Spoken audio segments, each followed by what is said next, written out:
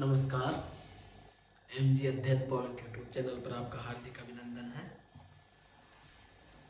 आज हम DPSP के अंतर्गत आर्टिकल 44 को पढ़ने का प्रयास करेंगे। आर्टिकल 44 इंडियन कॉन्स्टिट्यूशन का क्या कहता है? वह यूनिफॉर्म सिविल कोड की बात करता है,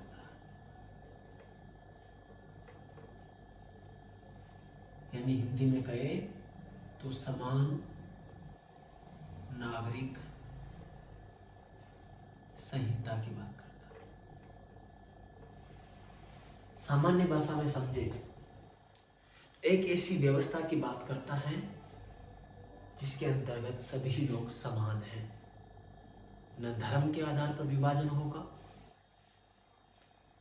न कर्म के आधार पर विभाजन होगा, न आचरण के आधार पर विभाजन होगा।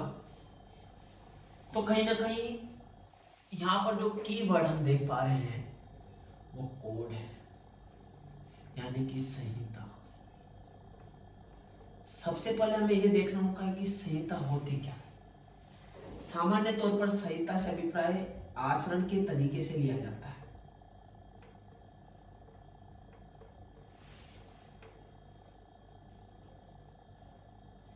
यानी कि आप कैसा एक्ट करते हो, रिएक्ट करते हो,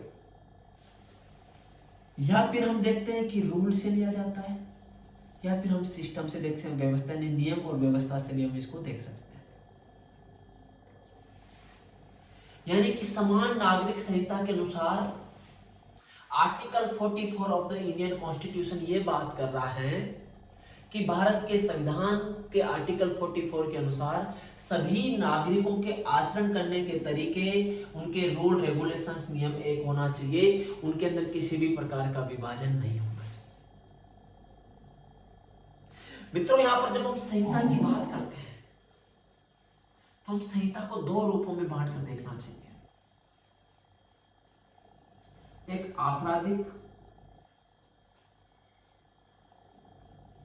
ऐसा तो नहीं है ना कि अब आपराधिक एक्टिविटीज को भी आप बात करें। दूसरा नागरिक। जब आप आपराधिक की बात करते हो तो आप देखते हो कि भारत के संविधान के अंदर आईपीसी का उल्लेख किया गया है, इंडियन पेनल कोड, और सभी को समान रूप से इसके तहत सजा मिलती है। लेकिन दूसरी तरफ नागरिक समाज की अगर हम बात करते हैं तो हम यहां पर कहते हैं कि जो वह एक्टिविटी जो गैर आपराधिक है, नॉन क्रिमिनलाइज, और उसके अंदर हम देखते हैं कि विवाह, और क्या क्या आएगा, विवाह आएगा, तलाक का मामला आ जाएगा, उत्तराधिकारी का मामला आ जाएगा, गोद लेने का मामला आ जाएगा। तो कहीं ना कहीं आर्टिकल 44 के तहत यूनिफॉर्म सिविल कोड की बात की गई है, यानी एक ऐसा कोड हो जो सभी के लिए समान हो, किसी भी प्रकार का विभाजन नहीं हो, कोई भी प्रकार के डिविजन्स लोगों के बीच में नहीं हो। इस आधार पर यूनिफॉर्म सिविल कोड को आधारता या आधारशिला यहां पर देने का काम किया गया। लेकिन हमेशा से एक ही भारत में विवाद का विषय रहा है, और बहुत सारी पार्टियां इसकी बात करती हैं तो कुछ इसका विवादात्मक रूप से इसको सामने रखती है कि कहीं ना कहीं जो मोदी सरकार है या केंद्र की सरकार है उसका एक रिजल्ट है, उसका एक एजेंडा है। यूनिफॉर्म सिविल कोड की अगर हम बात करें तो मित्रों दो चीज हमें देखना होगा कि आर्टिकल 44 पार्ट ऑफ डीपीएसपी है, और डीपीएसपी में क्या बताया गया है। डीपीएससी में एक डायरेक्शन है, यानी कि हम देखेंगे डीपीएसपी जस्टिसिएबल नहीं है,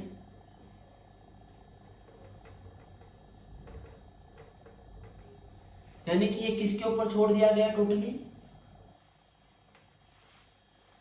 रेशनैलिटी ऑफ द स्टेट।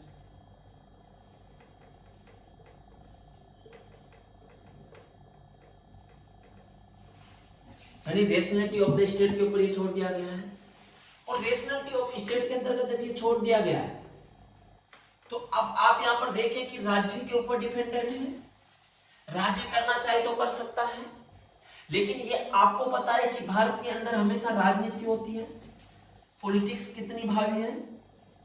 यानी भारत के अंदर हर एक मुद्दे को कौन आइडेंटिफाई करता है, कौन डिसाइड करता है या कौन प्रभावित करता है, वो पॉलिटिक्स करती है। तो यूनिफॉर्म सिविल कोड की मांग एक लंबी मांग है, और इसको लाने के लिए कई राज्य या राजनीतिक व्यक्ति कई समय समय पर कई बयान देते हैं, और उन बयानों के आधार पर अगर हम देखते हैं तो इसके पक्ष और विपक्ष में हमें देख लेना चाहिए कौन कौन से मुद्दे आ रहे हैं, क्या क्या लोग इसके विपक्ष में बात करते हैं, यूनिफॉर्म सिविल कोड के विपक्ष में कौन कौन सी बातें हो रही हैं। अगर हम देखें तो इसके तहत लोग बोलते हैं कि धार्मिक स्वतंत्रता का अधिकार बाधित होता है।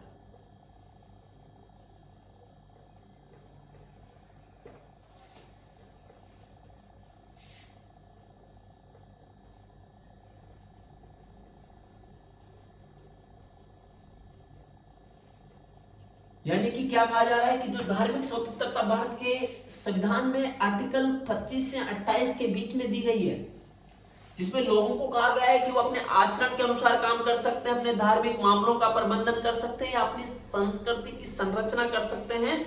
कहीं ना कहीं ये जो विवाद है, उन विवादों के आधार पर एक आर्टिकल 29 क्या कहता है, प्रोटेक्शन ऑफ देयर कल्चर्स। और अगर 3 तलाक का मुद्दा लोग बोलते हैं कि भैया ये तो अपने कल्चर का हिस्सा है, वो तो मुस्लिम पेनल कोड के आधार पर जारी किया गया है, तो आप कैसे इसको सजा पे ला दोगे। तो कहीं ना कहीं एक जो विपक्ष में मुद्दा दिया जाता है कि इसको अगर लागू कर दोगे तो धार्मिक स्वतंत्रता का बाधित हो जाएगा।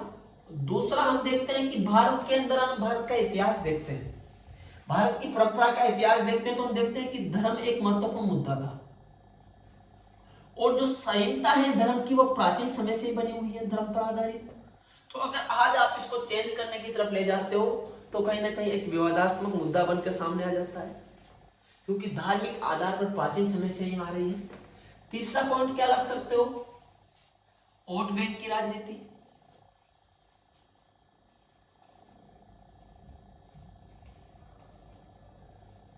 अब मान लीजिए कि आप बात करते हो या आज कोई स्टेटमेंट आ जाए किसी नेता का कि यूनिफॉर्म सिविल कोड लाना चाहिए, तो किस प्रकार से लोग डराने लग जाते हैं कि अरे ये तो मुसलमानों के खिलाफ है, ये तो हिंदुओं के खिलाफ है। भारत में धर्म एक बहुत ही बड़ा संवेदनशील मुद्दा है, और धर्म के आधार पर लोग आपस में किसी भी प्रकार से लोगों को भिड़ा सकते हैं, सांप्रदायिक दंगे करवा सकते हैं। तो इन सब आयामों को देखते हुए इस प्रकार की संहिता का लोग विरोध करते हैं। तो इसके अगर कभी भी यूनिफॉर्म सिविल कोड के पक्ष में आपको विपक्ष में अगर पूछा जाए तो आप यहाँ पर लिख सकते हो, बोल सकते हो कि ये इसके मुद्दे इसके विपक्ष में आएंगे।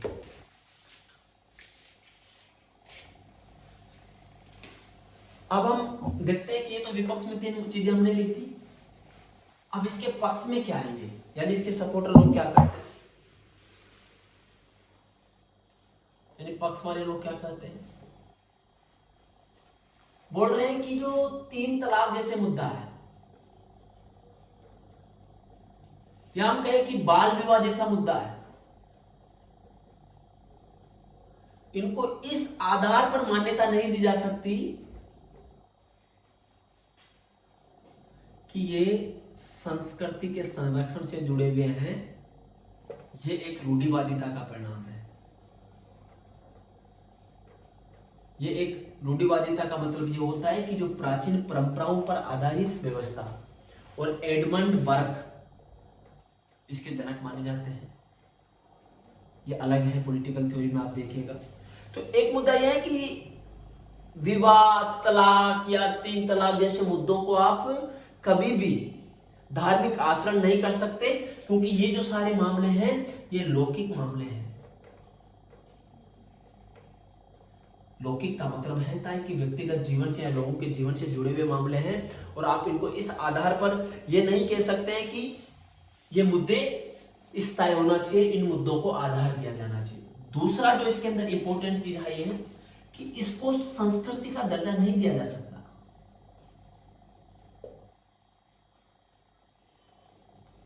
आज हम कौन सी शताब्दी में रह रहे हैं? 21 सेंचुरी में रहते हैं, 21वीं शताब्दी में हम रह रहे हैं। और 21वीं शताब्दी के अंदर हम रह रहे हैं, तो 21वीं शताब्दी में हम देख रहे हैं कि आधुनिकता का समय है। आज हम भारतीय समाज में या हम देख रहे हैं कि बच्चों की पसंद नापसंद को बहुत मायने या आधार दिया जाता है। ऐसी परिस्थितियों में अगर आप ऐसे कहें कि ये संस्कृति का हिस्सा है, बाल विवाह संस्कृति का हिस्सा है, तो क्या ये आप एक मॉडर्न सोसाइटी की बात कर रहे हो? एक इसका इस आधार पर लोग बोलते हैं कि इसको खत्म कर दिया जाना चाहिए, मतलब ये यूनिफॉर्म सिविल कोड आना चाहिए, क्योंकि ये इनको हम आपराधिक मान्यता नहीं दे सकते, संस्कृति का दर्जा नहीं दे सकते। तीसरा जो हमने इसमें लिखना है बहुत इंपॉर्टेंट, कि स्त्री स्वाधीनता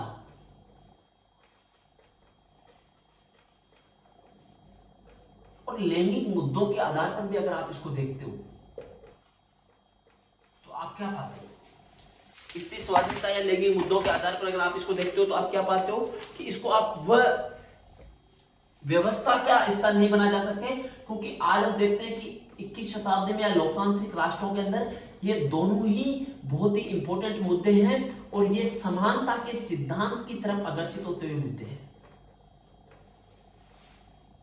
यानी आप इसलिए किसी महिला का विवाह कर दो कि भाई वह तो एक सामाजिक प्रथा है, तो कहीं ना कहीं इससे क्या होगा? इससे सामाजिक व्यवस्था में विभाजन हो जाएगा, और सामाजिक व्यवस्था में विभाजन हो जाने से कोई भी समाज विखंडन की तरफ बढ़ जाएगा, और कहीं ना कहीं इससे वह समाज टूट जाएगा, क्योंकि वह रूढ़िवादिता के जहर के अंदर जकड़ डाला जाएगा। तो फिर क्या करना चाहिए भाई? अगर पक्ष और विपक्ष की बात कर दी तो क्या कर देना चाहिए? क्या सुझाव आपके पास है इसके लिए कि अगर हम यूनिफॉर्म सिविल कोड ला रहे हैं तो क्या सुझाव आप दे सकते हो? क्या बिल्कुल दे सकते हैं कि पहले जागरूकता का लेवल बढ़ाया जाए,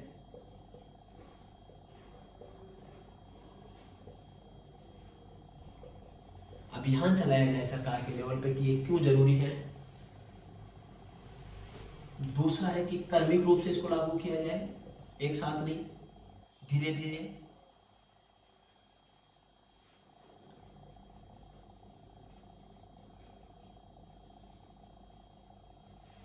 और तीसरा क्या इसके अंदर आ जाएगा? तीसरा आ जाएगा कि सकारात्मक तत्वों को ग्रहण किया जाए। सकारात्मक तत्व मतलब यानी कि हिंदू धर्म में कोई अच्छी चीज है या मुस्लिम धर्म में कोई अच्छी चीज है तो उसको आप स्वीकार कीजिए, उसको आप नेग्लेक्ट मत कीजिए। यूनिफॉर्म सिविल कोड आप लागू कर सकते हो। तो कहीं ना कहीं ये एक बहुत बड़ा मुद्दा है, और इस मुद्दे पर हमेशा राजनीति होती रही है, लेकिन इस राजनीतिक पराकाष्ठा के अंतर्गत सामाजिक सरोकारिता को किस प्रकार से आप देखते हो और 21वीं शताब्दी की आधुनिक समाज की तरफ आप इसको कैसे ले जाते हो, ये बहुत महत्वपूर्ण मुद्दा है। तो आज के इस लेक्चर में हमने आर्टिकल 44 को देखा, उसके पक्ष और विपक्ष के आयामों को देखा, सुझावों के रूप में इसको कैसे लागू किया जाए ये देखा। ये बहुत ही इंपॉर्टेंट इसलिए बन जाता है क्योंकि ये लगातार चर्चा में बना रहता है, और ये लगातार चर्चा में बना रहने के कारण आप देख पा रहे होंगे कि यूनिफॉर्म सिविल कोड का मुद्दा लगातार है।